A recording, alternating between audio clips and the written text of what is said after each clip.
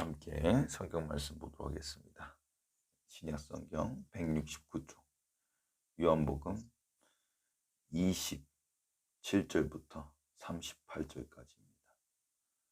요한복음 12장 27절부터 36절까지 우리 36절까지 한 절씩 돌아가면서 읽도록 하겠습니다. 다 찾으셨으면 제가 먼저 읽겠습니다. 지금 내 마음이 괴로우니 무슨 말을 하리요? 아버지여, 나를 구원하여 이 때를 면하게 하여 주옵소서. 그러나 내가 이를 위하여 이 때에 왔나이다.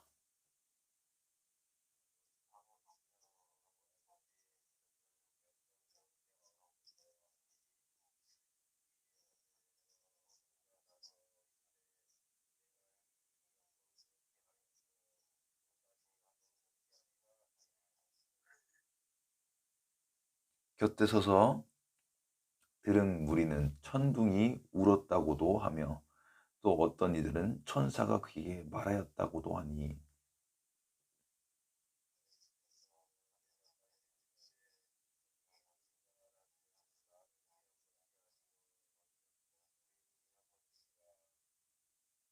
이제 이 세상에 대한 심판이 이르렀으니 이 세상에 임금이 쫓겨나리라.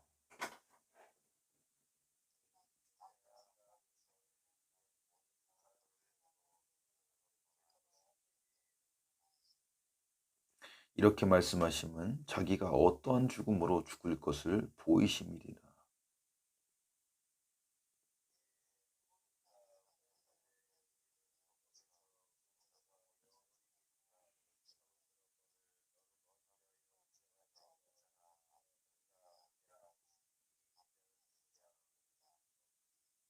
예수께서 이르시되 아직 잠시 동안 빛이 너희 중에 있으니 빛이 있을 동안에 다녀 어둠에 붙잡히지 않게 하라. 어둠에 다니는 자는 그 가는 곳을 알지 못하느니라.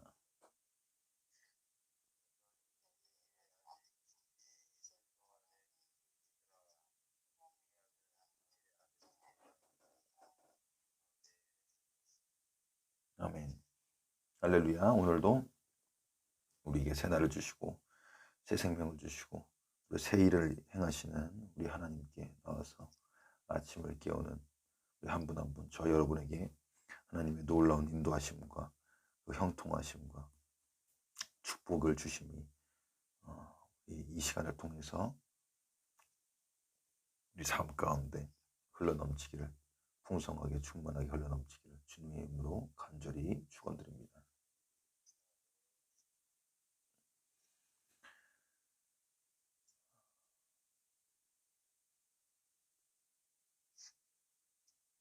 자, 27절 말씀 한번 한 목소리를 읽어보도록 하겠습니다. 27절 말씀입니다.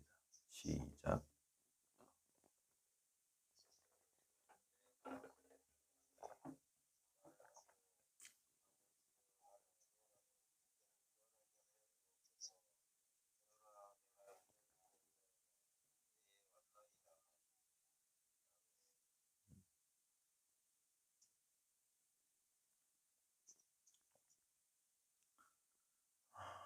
이제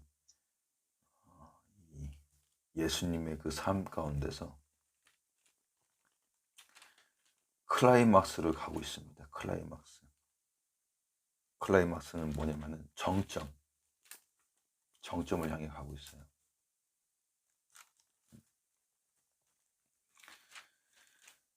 요한복음이 그 21장까지란 말입니다. 21장까지. 부활에서 나타나시는 게 21장까지인데 클라이막스를 가고 있습니다. 클라이막스가 무엇이냐면은 예수님께서 이미 알고 계셨어요.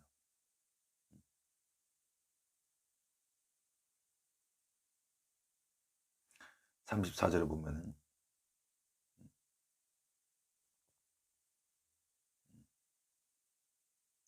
여기 32절이죠. 내가 땅에서 들리면 모든 사람을 내게로 이끌겠노라. 이렇게 말씀하시면 자기가 어떠한 죽음으로 죽을 것을 보이심이로라.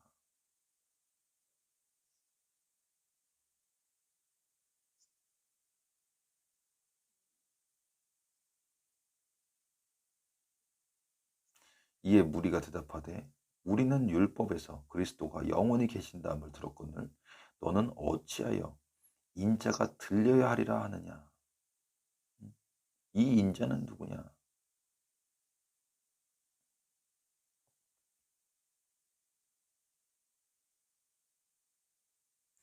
예수님께서 그 십자가에서 이제 본인이 감당하셔야 되는 그런 사명, 인생의 목적, 삶의 이유,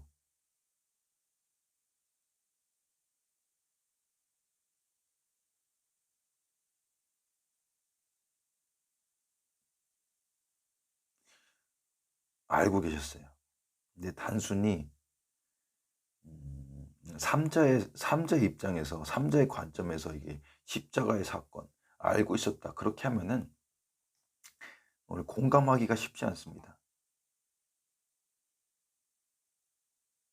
우리가 그 예수님의 그 심정을 이해하기 위해서는 이 하나님의 나라, 이 세계가 어떻게 작동하는지, 이 죄라는 것이 어떻게 용서가 되고, 어떻게 보면 이것도 하나의 체계입니다. 시스템. 국가가 작동하는 것처럼, 법이 작동하는 것처럼, 어떠한 조직이 작동하는 것처럼, 우리의 가계에 그 경제가 작동하는 것처럼, 이 인간 생명의 작동도 하나의 시스템이에요.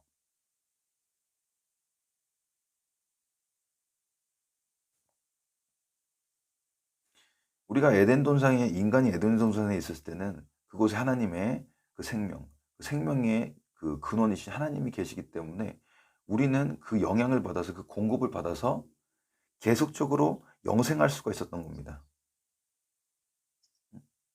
근데 죄가 들어오고 죄로 인해 하나님의 그 생명이 끊어지고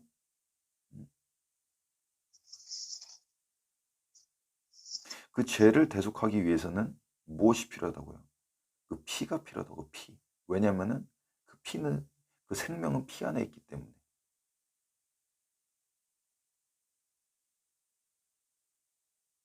이 재밌는 것은 이 법칙이 과학적으로도 풀린다는 거예요. 그 연력학 제1법칙, 연력학 제2법칙, 뭐 엔트로피 법칙.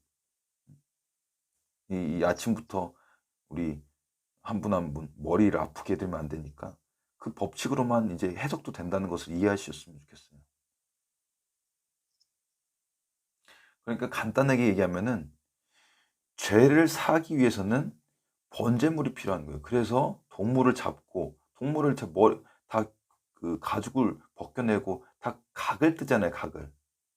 우리가 집에서 요리할 때 보면은 다 잘라내잖아요. 그 뼈 발라내고.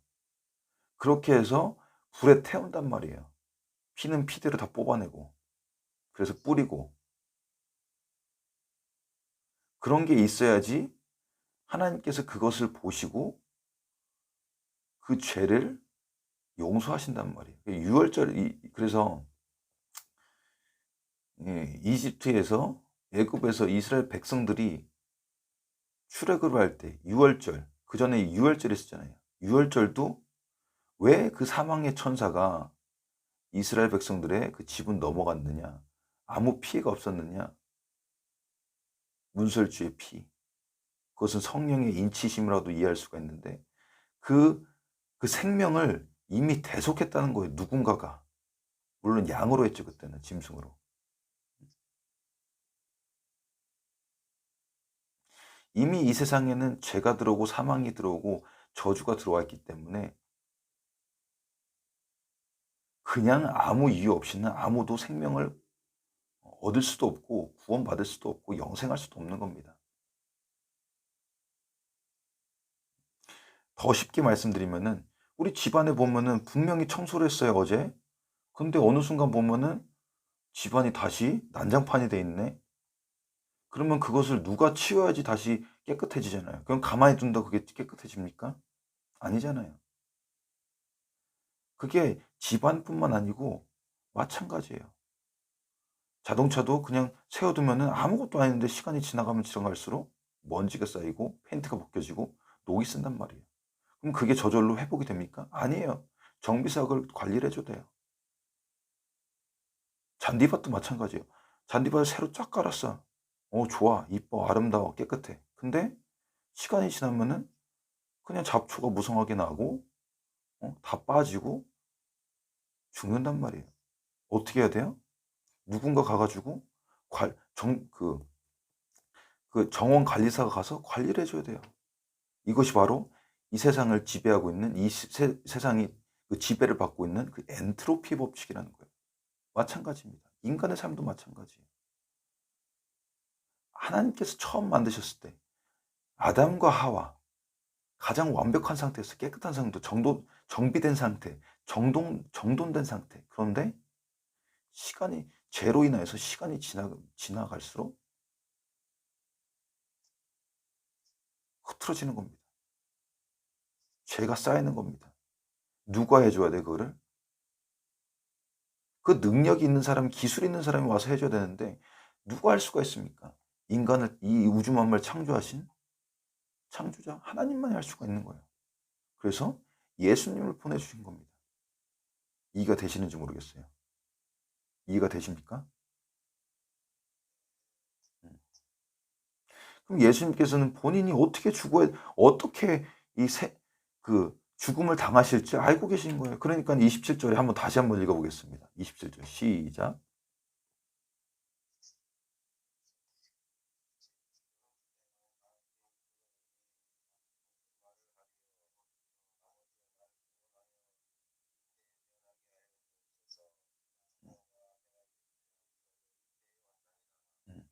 이때를 위해서 왔나이다.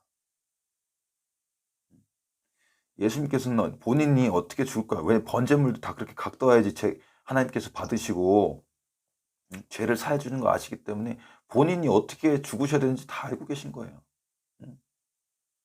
우리 솔직히 말해서 좀만 넘어지고 부러져도 아픈데 본인의 짐승처럼 다 각을 벗겨내고선 다 각을 뜬다고 치면 얼마나 소름이 끼쳐요. 아무리 하나님이 완전한 하나님이시지만은 또 예수님은 완전한 인간이시단 말이에요. 아프면 감정도 있으시고 배고프면 줄이고 떡 먹고 싶고 목마르면 물 마시고 싶고 예수님께서 그래서 말씀하신 거예요. 지금 내 마음이 괴로우니 무슨 말을 하리요? 아버지여 나를 구원하여 이 때를 면하게 하여 주시옵소서. 지금만 말씀하신 게 아니고 나중에도 겟세마다의 동산에 가서 기도해요, 기도. 그때 우리는 그냥 이 피가 흘린 게 그냥 우리 뭐냐 비유라고 생각하잖아요. 어떤 학자들은 그렇게 얘기해요. 아니에요. 근데 제가 지금 그러니까 예전에 제가 진짜로 그 부르짖는 기도, 처절한 기도라니까 어떻게 되는 줄 알아요? 그러니까 몰랐는데, 그러니까 같이 우리 전도사님 한 분이 같이 이제 사역한 전도사님 한 분이 얼굴이 왜 보라색으로 변했냐. 그래서 내가 왜 보라색으로 그러니까 기도회 끝나고 그러니까 보라색으로 변했다는 거예요. 그래서 화장실 가보니까는 보라색이 됐는데 그거 왜 그러냐면 얼굴에 있는 실핏줄이 다 터진 거예요. 뭐 제가 자랑하려고 하는 게 아니고 그러니까 기도해가지고 피가 흐른다는 거는 가능하다는 거예요, 현실적으로. 얼마나 그 처절하게 부르짖고 어, 했으면은 제가 봤을 땐 그게 다 터져버린 거 얼굴에 있는 핏줄 같은 게. 내 마음이 괴로우니 무슨 말을 하리요? 아버지여 나를 구원하여 이 때를 면하게 하여 주옵소서. 그러나 내가 이 때를 위하여서 왔나이다. 28절에 보면은 자 28절도 한번 같이 읽어보겠습니다. 시작.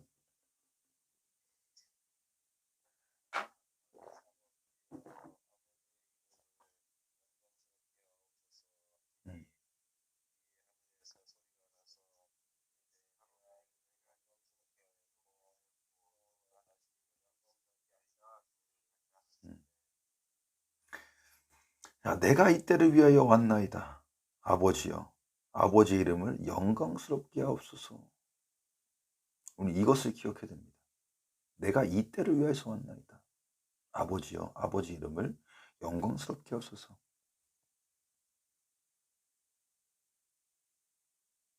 자, 무슨 말이냐? 다른 목사님들이 이제 십자가에 대해서 십자가에서 무슨 사건이 일어났는지 뭐 어떻게 된 그런 거 많이 설교를 하시니까 저는 이 이야기를 이제 이 말씀을 좀 풀고 싶어요. 내가 이 때를 위하여 왔나이다. 내가 이 때를 위하여 왔나이다. 제가 항상 말씀드리는 게 있어요.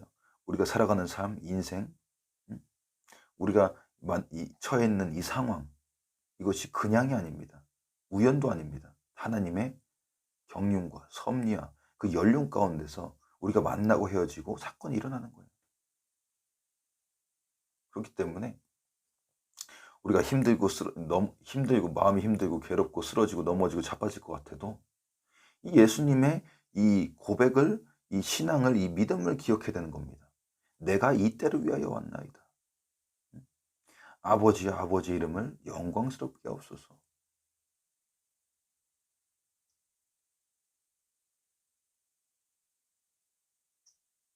그러면 어떠한 일이 일어나느냐?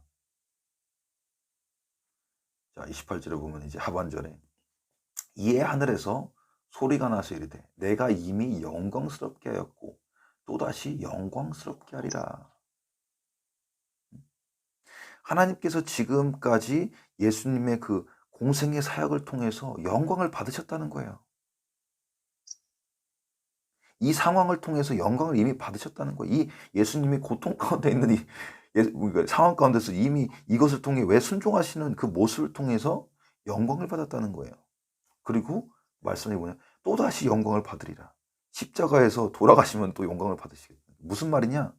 십자가에서 하나님의 뜻을 이루고 그 죽음 가운데서 다시 부활하신 걸 통해서 이 세상 가운데 하나님의 능력, 생명을 선포하겠다는 거예요. 영광을 받으시는 거예요. 이해가 되십니까? 그래서 이것을 우리도 마찬가지, 우리도. 내가 지금 죽을 것 같아. 자빠져 못 일어날 것 같아. 너무 괴로워. 내 몸을 다 찢어내는 것 같아. 그럼에도 불구하고 이것을 기억해야 되는 것이 내가 이 때를 위해서 왔나이다. 우리가 부활을 하기 위해서는 언제나 선행돼야 되는 것이 있습니다. 바로 사망이에요, 사망. 죽어야지 부활을 해요. 믿으십니까? 그래서 하나님께서는 우리에게 약속하시는 것이 있습니다. 뭐냐면은 영광에서 영광으로 옮기신다. 우리를 영광에서 영광으로 옮기시는 거예요. 우리는 이해가 안 될 수도 있어요. 내가 과연 이 상황 가운데서 무슨 영광을 누릴까? 우리는 이해가 안 될 수도 있습니다. 그러나 하나님께서는 우리를 영광에서 영광으로 옮기신다는 것을 기억하시기 바랍니다. 모든 사람들이 그랬어요. 성경에 나온 아브라함도 그러고 요셉도 그러고 다윗도 그러고 모든 사람들이 다 영광에서 영광으로. 자, 그 하나님께서 저와 여러분에게도 동일하게 그 크신 은혜와 영광을 부어주실 것을 믿음으로 사모하며 또 오늘 하루도 승리하시길 주님의 이름으로 축원드립니다.